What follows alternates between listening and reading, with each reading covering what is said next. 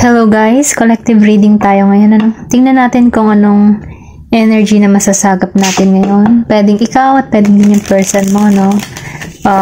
Be open-minded, hindi halos lahat makaka-resonate. Piliin nyo na lamang kung energy nyo to. Give me the message for collective. Meron ka dito, 10 of Pentacles, upright. Okay. Give me the message for collective, please. Meron ka ditong 9 of Cups, upright. Give me the message. 4 of Pentacles, reverse. Give me the message for collective, please. Meron ka ditong King of Cups. Okay? Nakikita ko dito, no, na meron ditong happy reunion o kumbaga meron ditong magkikitang muli, no? Ito lang yung nafe-feel ko. Na magbibigay ng kagalakan, okay? Or pwede ring sabihin, ano, meron dito kasing King of Cups. Nagkakaroon na to ng realization itong tao na to. Nakikitaan ko dito na ano, natitimbang-timbang niya na yung sitwasyon, okay? Kumbaga nagkakaroon na siya ng balance. Kung makikita mo dito kasi, kalmado, no? And then makikita mo dito, no, naglalight yung heart niya. Kumbaga, nabubuksan na, no, yung heart chakra niya. I think itong taong ito, no, meron ditong, ano, Scorpio, Cancer, and Pisces energy, okay? Nafe-feel ko dito na nagkakaroon to ng, ano, kalinawan. Kung makikita mo kasi din yung tubig dito, nagkakaroon siya ng clear yung isipan niya, okay? Kumbaga, doon siya sa point na, ano, nabibigyan niya na ng linaw yung lahat-lahat or sabihin natin na nagmumuni-muni, pwedeng sabihin na ikaw ito or yung person mo, no? Nagkakaroon na dito ng kaliwanagan. Kumbaga nabubuksan na yung kanyang kaisipan. Ando siya sa point na tinitimbang-timbang niya yung sitwasyon or pwede ring sabihin na ito yung gusto niyang mangyari, ano? Yung may pagkakalmado, yung maganda yung ano, usapan, ano? Kasi makikita mo rin dito may fish. So ibig sabihin meron ditong ano, may magbubuntis, ano, okay? Or pwede rin sabihin na, ano, may paglago, may swerte, may galak, okay? Ito lang yung nafe-feel ko dito, no? The King of Cups. Then, sinabayan ni 4 of Pentacles. And then, sinasabi dito, no, na nagkakaroon to ng, ano, kumbaga, may pangyayari dito na, ano, hindi nabigyan ng pagtuunan ng pansin, ano, ang relasyon. Kumbaga, hindi na pahalagahan, hindi na itago.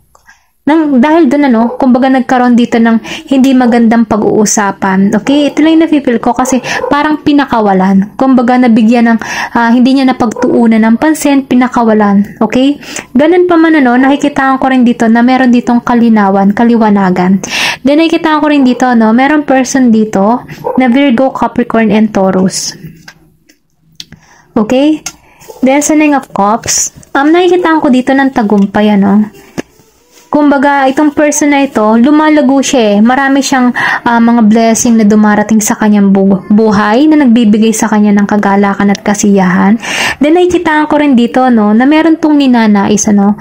Kumbaga, ito yung nagbibigay sa kanya ng, ano, saya. Yung kanyang financial, ano, kasi may paglago ako nakikita dito, umaani ng tagumpay. Kumbaga, nagiging siyang, ano, independent na abundance. Kumbaga, may paglago. Kumbaga, masaya siya bilang siya, no. Kumbaga, may paglago dito ako nakikita. Okay?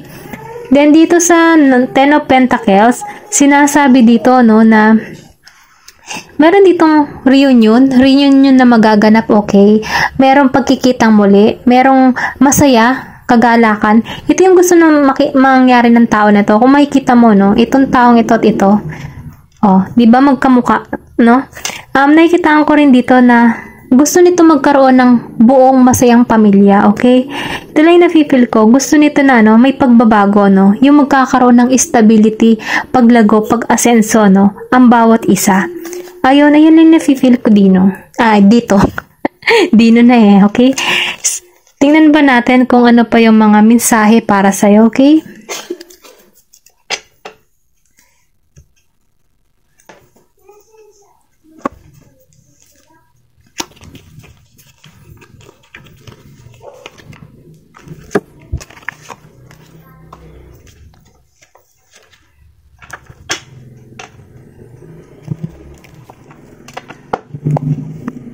Maybe yung person mo, no, nasa malayo. Okay? Nakikita ko rin dito na, no, may reunion na magaganap. Virgo, Capricorn, Taurus, then Scorpio, Cancer, and Pisces. Ayun. Yun yung nakikita ko dito. Masaya lang. Give me the message. Meron ka ditong give your relationship a chance. Or kung kayo independent or hiwalay, no, ito yung gusto niya mangyari. Okay? Kasi nakikita ko rin dito na stable na tong tao nito. Palapit sa'yo, okay? Kumbaga napakawalan ka or sabihin natin, napakawalan mo to. Nakikita ko rin dito, no, na gusto nito ng pagbabago, gusto nito ng panibagong simula. Kumbaga, trabahuhin yung relasyon. Kasi meron pang chemistry, meron pang pagmamahalan. Kumbaga, meron pang spark ang bawat isa. Kumbaga, hindi lang napagtuunan ng pansin, kasi meron ditong pagkawala. Maybe inalisan or inabandon, inilagay sa pedestal, parang ganun. Ayun lang nafe-feel ko, no. Nakikita ko dito na, may magbabalik, reunion, may pagkikitang muli. Give me the message. Ayan, tumalsik to. Sinasabi nito, it's safe for you to love. Kumbaga, safe ka magmahal muli, okay? Kumbaga, magbalik tong tao na to. Kasi ano na to siya kumbaga, nagkaroon na to ng maturity, nagkaroon na to ng stable na yung buhay nito, no? Maybe before, kaya ka inalisan, hindi pa kayo stable Maybe, meron pang kulang, meron pang, hindi niya maibigay pa yung mga pangangailangan mo, no? Kung kwento mo to, ito, no? Pero pag hindi, okay lang piliin niyo na lamang kung energy niyo to, okay? Nakikita ko rin dito kasi na open your heart to give and receive highest energy of all. Kumbaga sinasabihan ka dito na buksan mo muli yung puso mo kasi safe ka na magmahal muli, okay? Give me the message for collective. Meron ka ditong heart-to-heart conversation. Okay, ito yung mangyayari at magaganap sa inyo, no? Itong taong ito, kakausapin ka, heart-to-heart talk. Kumbaga, dito magkakausap ng masinsinan kung ano ba talaga yung mga nararamdaman, kung may nararamdaman pa ba ang bawat isa. Kasi itong taong ito, tutungo siya sa'yo Aalamin pa rin niya yung nararamdaman mo sa kanya, okay? Ito lang nakikita ko. At nakikita ko rin dito na divinely guided, okay? Meron ditong angel. Kumbaga, darating yung point na magkakaroon kayo tapatan, kumbaga tapatang usapan, kung meron pa ba talagang nararamdaman. Kailangan lang dito ng honest communication, para nang sa ganun, may discuss kung ano yung mga mali at hindi, at nang maitama, okay? Give me the message. Release your ex. So, ibig sabihin, release your ex. Kumbaga, nagtatalo pa rin yung isipan mo. Kumbaga, iniisip mo pa rin dito na, or sabihin natin, yung iba sa inyo, ayaw na sa ex, okay? Piliin nyo na laman, kung kayo kasi ang tatanungin dito, kung bibigyan nyo pa ng pagkakataon tong ex nyo.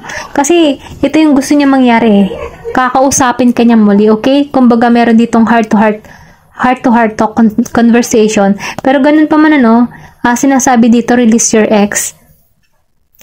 The time has come to clear your energy. Kumbaga, nasa sa iyong desisyon, okay? Ikaw talagang tatanungin dito.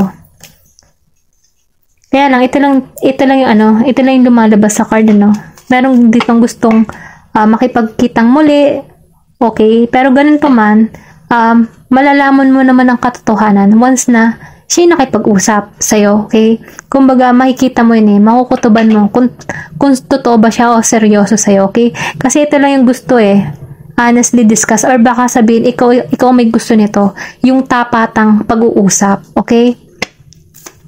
Give me the message.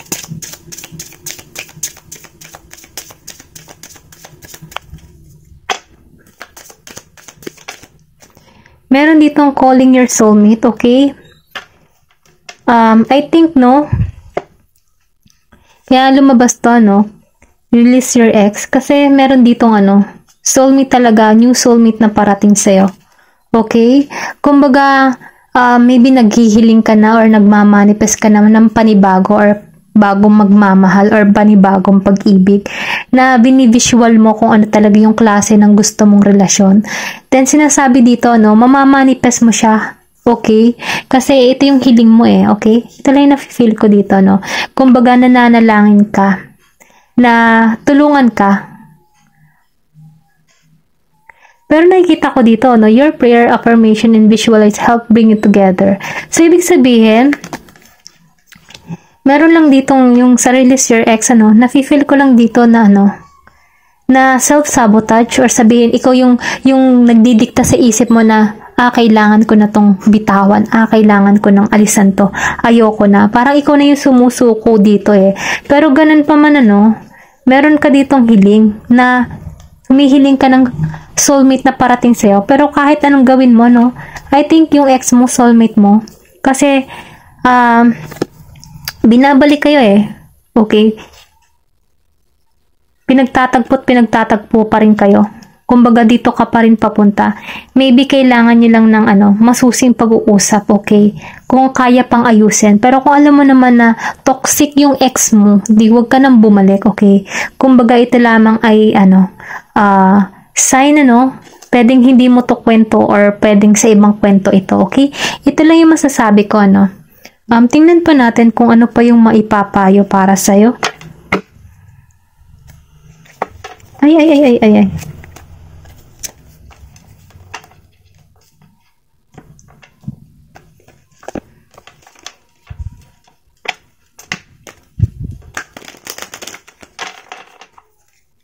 Give me the message for collective. Ayan. Meron ditong Taurus.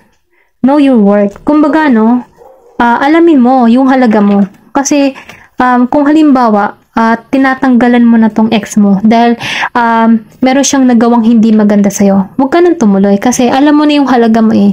Kumbaga, kung babalik mo yung ex mo, patunayan niya kung karapat dapat siya sa'yo kasi alam mo yung halaga mo. Give me the message. Meron ditong Cancer. Sinasabi ka dito, relax, okay? Gusto mo ng ano, kapayapaan, gusto mo ng ano, ayaw mo nang may stress or pwede rin sabihin na doon ka sa point na nagre-relax ka na, nagkakaroon ng ka na ng kaliwanagan, ano, tinatanggalan mo na yung mga masasakit na pangyayari nagaganap sa iyong buhay, okay? Kumbaga, doon ka sa point na relax, chill lang, ganon. Give me the message. Meron ka dito, reflect on your priorities. So, ibig sabihin, ano, may Aquarius energy dito. Sinasabi dito, ano, unahin mo muna kung ano yung mga prioridad mo muna sa buhay. Kasi once na yun ang inuuna mo, yung prioridad mo sa buhay, dun mo makikita yung pagiging masagana mo bilang ikaw. Then, dahil dun, ano, matatawag mo or masabihin natin, ma-attract mo yung tamang tao para sa'yo. Kasi choice mo to okay? I think meron ditong ano pagbabago na magaganap sa'yo. Pero kung nakikita mo naman yung ex mo na may pagbabago, ikaw yung makakaramdam at makakaramdam nun, okay? Nasa sa'yo kung tatanggapin mo o hindi. Give me the message. Yan, tumalsik ko. Meron ka ditong honor your feelings. Kumbaga, yung sinabi ko, diba kanina, ikaw yung makakapag-desisyon yan. Kumbaga, pakiramdaman mong maigi, no? Ikaw, kung saan ka makakapag-relax, dun ka. Kung saan yung peace of mind mo, dun ka. Kasi mahirap pag ang peace of mind mo ang nanakaw Mahirap. Kumbaga, unahin mo muna yung ano, kapayapaan mo, okay? Ay, ito lang yung nasasabi ko, ano. Meron ditong Pisces energy. Dun ka muna sa ano, sa kung saan ano, makakapag-relax ka. Ayan. Kasi meron dito pa rin parating talaga sa'yo na reunion, ano, may makikipagkita sa'yo, may aayusin. Or sabihin natin, aayusin yung family nyo. Or kung ariman ay kasintahan mo, ano, meron siyang gustong ayusin. Or heart-to-heart conversation, or pwede rin sabihin, ikaw yung naghahanap ng heart-to-heart conversation, clarity para sa inyong dalawa, okay? Pero once na nakita mo na walang pagbabago or pangyayari, or walang pagbabago sa person mo, nakita mo pa rin na ganun yung attitude niya, release your ex, okay? Tanggalin mo nang sa ganun, mapalitan yung panibago, ano, magkaroon ka ng panibagong energy at matrack mo yung tamang tao para sa'yo, okay? Ayun lamang, ano. Thank you for watching and love and peace.